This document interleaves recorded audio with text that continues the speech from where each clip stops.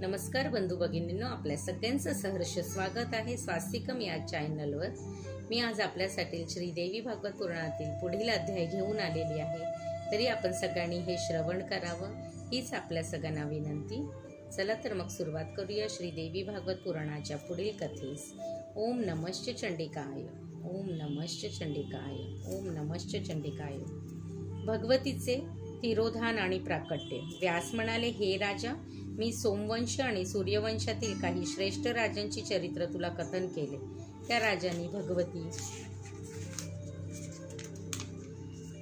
पराशक्तीच्या कृपेनेच मोठे यश आणि प्रतिष्ठा प्राप्त केली, कारण देवी प्रसन्न झाल्यानंतर अप्राय असे काहीच राहत नाही। जे पदार्थ विभूती, ऐश्वर्य, कांती आणि शक्तीने संपन्न असतात तेच देवीचे अंश विद्यमान असतो, यात शंकाच नाही। अनाय राज्य भगवतीच्या उपासनेमुळे संसाररूपी वृक्षाचे मूळ कापून काढण्यासाठी कुटारूपी झाले आहेत, म्हणूनच नीटपणे भगवतीची सेवा कर। धान्याची इच्छा असणारा शेतकरी जसे तृणाकडे लक्ष देत नाही, त्याप्रमाणे इतर सर्व गोष्टींकडे दुर्लक्ष करून भगवतीच्या सेवेत मग्न राहा। हे राजा, एकदा हलाहल प्रभूती महापराक्रमी असे दैव प्रबल झाले। त्यांनी तिन्ही लोक जिंकले। त्यांनी ब्रह्मदेवाकडून प्राप्त केलेल्या वरामुळे ते खूपच गर्विष्ठ झाले होते। त्यांनी सैन्य घेऊन जाऊन कैलास तसेच वैकुंठी घेरून टाकला। त्यामुळे शिव आणि विष्णू त्यांच्याशी लढत गुंतले। त्यांनी अतिशय कष्ट घेऊन त्या दैत्यांना हरविले। त्यांना हे यश शक्तीच्या प्रभावामुळे मिळाले होते, हे माहीत असूनही ते शक्तीची अवहेलना करू लागले। त्यांच्या त्या अवस्थेचे गौरी आणि लक्ष्मी यांना हसू आले। ते पाहून विष्णू आणि शिव क्रोधित झाले। त्यांनी देवींना दुरुत्तरे केले। ते पाहून गौरी व लक्ष्मी अदृश्य झाल्या। त्यामुळे विष्णू महेश हे दोघे निस्तेज, विक्षिप्त, शक्तिहीन आणि चेतनाहीन बनले। सर्व विश्वात हाहाकार माजला।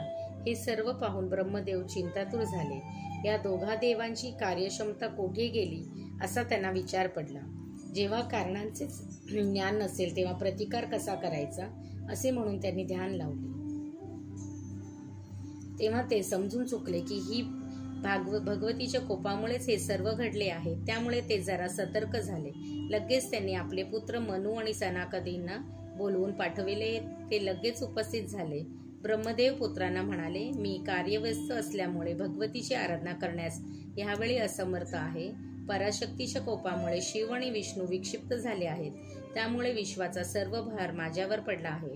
त्यामुळे तुम्ही परमाशक्तीची परम भक्ती करून तिला प्रसन्न करून घ्या। त्यामुळे त्याचे दक्ष आणि पुत्र देवीचे आराधना करण्यासाठी वनात निघून गेले। ओम नमश्च चंडिकाय, ओम नमश्च चंडिकाय, ओम नमश्च चंडिकाय।